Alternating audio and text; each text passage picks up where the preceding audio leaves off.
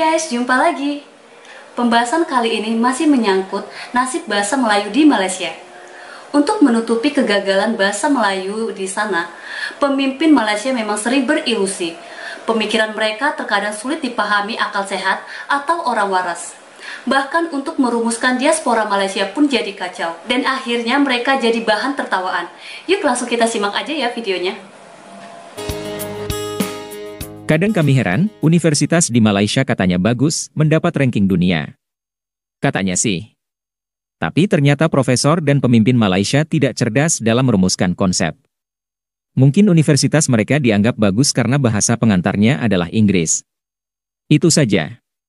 Tapi ilmunya sebetulnya kosong. Disuruh bikin kereta api, kapal, apalagi pesawat. Pasti tak bisa. Buktinya, pemimpin Malaysia juga tak mampu merumuskan konsep diaspora Malaysia, sehingga menjadi bahan tertawaan dunia. Kaum Melayu Malaysia terlalu bernafsu ingin merampok bahasa Indonesia. Mereka ingin melabeli bahasa Indonesia dengan Melayu. Inilah cara tak bermartabat untuk menutupi kegagalan mereka memartabatkan bahasa Melayu di Malaysia. Tujuannya biar bahasa Melayu di Malaysia tidak dianggap sebagai sampah oleh rakyatnya sendiri. Selama ini bahasa Melayu Malaysia memang selevel bahasa daerah, bahasa kampung, bukan bahasa ilmu atau bahasa baku. Level bahasa Melayu Malaysia mungkin 1 atau 2 tingkat di bawah bahasa Indonesia. Bahkan bahasa Melayu di wilayah Sumatera jauh lebih murni dibanding bahasa Melayu Malaysia yang semakin hancur. Nah, karena berotak licik itulah, pemimpin Malaysia merumuskan diaspora Malaysia secara serampangan. Mari kita simak video berikut ini. Malah dengan wujudnya diaspora Malaysia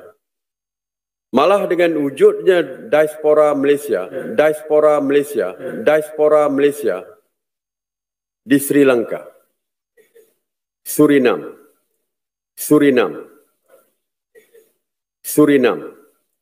Afrika Selatan, Madagaskar, Asia Barat, Eropah, dan beberapa bahagian lain dunia, bahasa Melayu berpotensi besar diangkat sebagai salah satu bahasa dunia seperti pada sekitar abad ke-15 hingga abad ke-19 dahulu. Diaspora Malaysia adalah rakyat atau warga Malaysia yang tinggal atau bahkan bermigrasi dan menetap di luar negara Malaysia.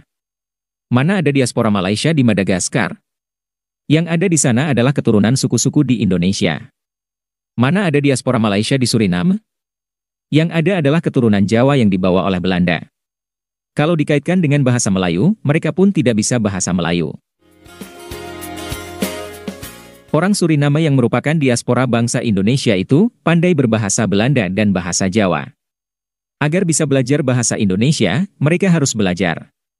Nah, video berikut ini menunjukkan hal itu. Kita sapa Ren. Halo Ren, gimana kabarnya? Kabar baik. Kabar baik ya.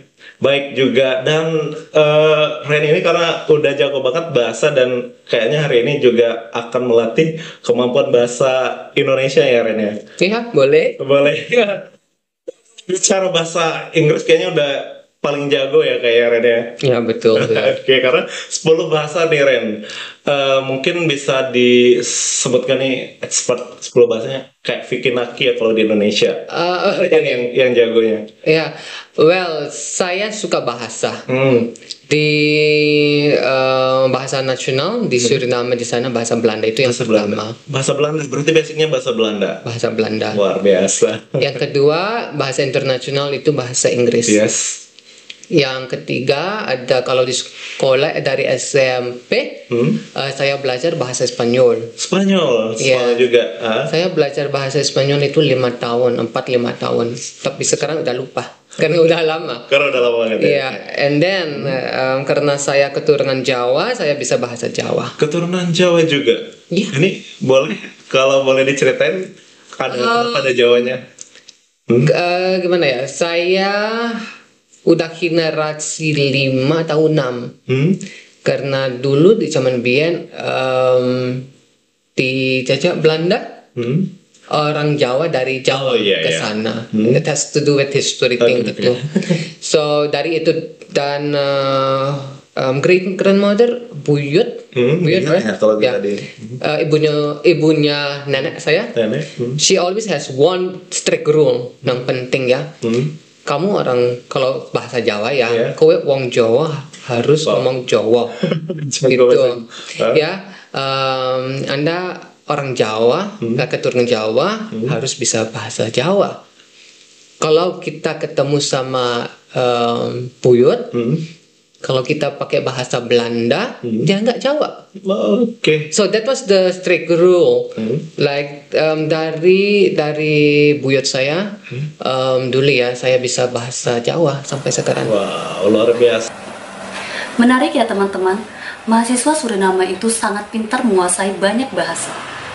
Dia mendapatkan beasiswa dari pemerintah Indonesia dan sekarang ini kuliah di Universitas Andalas, Sumatera Barat.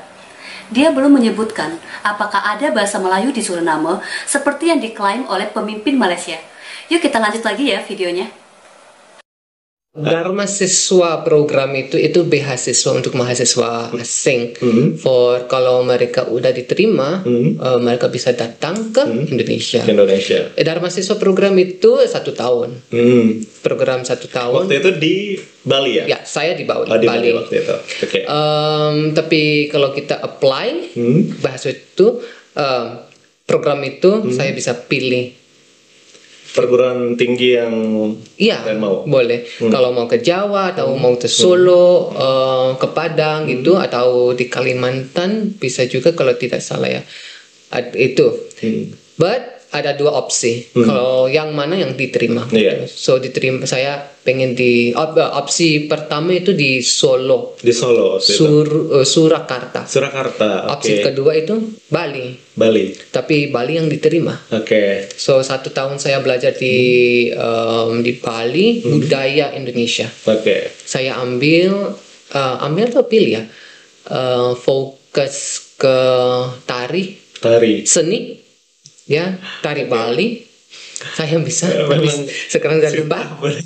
Dalam setahun itu saya nyari beasiswa kedua. Itu S1. Untuk S1 ya? Ya. Akhir pilihan beasiswa S1 itu akhirnya masuk atau memilih UNAN? Saya maunya di Jawa karena saya keturunan Jawa tadi ya. Itu yang pertama. Dan kedua, edukasi di Jawa di sana lebih populer. Benar. Ya, saya pikir why not? Kalau different banyak universitas tapi gak ada satu universitas yang terima saya. Dan saya udah mau nangis, saya udah sedih, kenapa? Gak diterima gitu ya? Karena saya udah sedih, udah nangis. Let's not give up, don't give up. Saya kirim dokumen saya semua ke International Office, UNAN, Andalas University. Dalam 24 jam UNAN yang terima saya. Wow, luar biasa ya sekarang. Kalau boleh tahu semester berapa sekarang? Semester terakhir, semester 8. Oh, sebentar lagi graduation, yes. Saya belajar bahasa sebanyak ini karena saya ada saya suka bahasa. Itu. Terus dari negara saja ada namanya Seranang Tongo. Seranang Tongo ini apa? Kalau ditranslate ke bahasa Inggris, Seranang itu surname. Tongo is tong. Surname tong. Oh, bahasa Suriname gitu. Ya, kalau di sini bahasa Minang. Di sana bahasa Seranang Tongo. Bahasa daerahnya juga gitu ya? Iya, betul.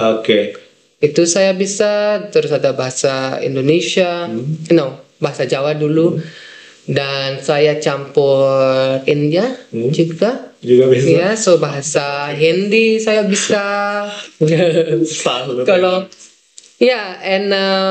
saya campur. I do not know kalau bisa lihat. Saya mirip orang India sedikit.